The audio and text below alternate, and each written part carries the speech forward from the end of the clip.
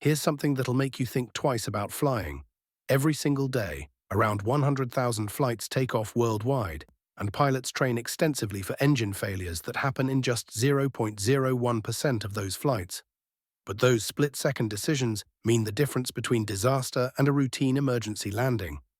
That's a remarkably small percentage, yet pilots have to be prepared for it every single time they take off. How do they manage such a critical situation? Well, it's fascinating because engine failures can happen for so many reasons, from bird strikes to volcanic ash to simple mechanical issues.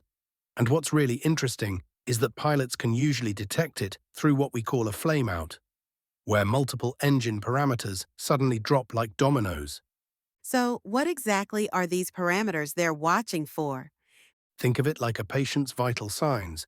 They're monitoring engine pressure ratio, rotor speeds, exhaust temperature, and if two or more of these suddenly go haywire, especially if they see the temperature spike above the red line or feel unusual vibrations, they know they've got real engine damage on their hands. That must create an incredibly intense situation, especially during takeoff when everything's happening so fast. You know what's really wild? There's actually this critical speed called V1. It's literally the point of no return. If an engine fails before that speed, you stop. After it, you're taking off, period. No choice about it. How do pilots possibly handle taking off with a failed engine? Here's where modern aviation technology really shines. The aircraft actually helps manage the situation. The Airbus, for instance, has this system called lateral normal law that automatically applies some rudder to counter the asymmetric thrust. But, and this is crucial, it doesn't do everything. Hmm. So, what part does the pilot still need to handle manually? They need to precisely rotate the aircraft at exactly 3 degrees per second to a 12.5-degree pitch attitude, while manually adjusting the rudder pedals to keep something called a beta target centered on their display. It's like trying to thread a needle while riding a motorcycle. It requires incredible precision. That level of precision during an emergency seems almost impossible to maintain. That's exactly why they practice these scenarios constantly in simulators. And here's something fascinating. They actually have just 10 minutes of maximum takeoff thrust available in this situation. After that, they have to reduce to what's called maximum continuous thrust, or MCT. So, they're basically racing against time while managing all these other factors? Precisely, and there's this delicate balance between power and control.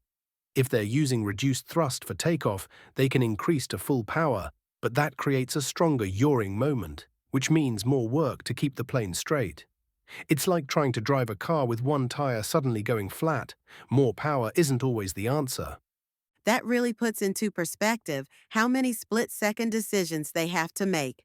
And what's really interesting is how the procedures are designed to prioritize what matters most.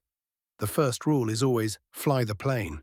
They won't even start running emergency checklists until the aircraft is stable and on the right path. Everything else comes second to keeping that aircraft flying safely. The level of preparation that goes into this is remarkable. It's like they've thought through every possible scenario. Well, that's exactly what makes aviation so safe. Every incident, every close call, every simulator session provides data that gets incorporated into making these procedures even better. It's this constant evolution of safety protocols that transforms potentially catastrophic events into manageable emergencies. So, in essence, they're turning chaos into order through preparation and technology. That's exactly right. And here's what's really remarkable. These procedures are so well designed that even though engine failures are incredibly rare, when they do happen, pilots can handle them almost routinely. It's turned one of aviation's biggest emergencies into something that's not just survivable, but manageable.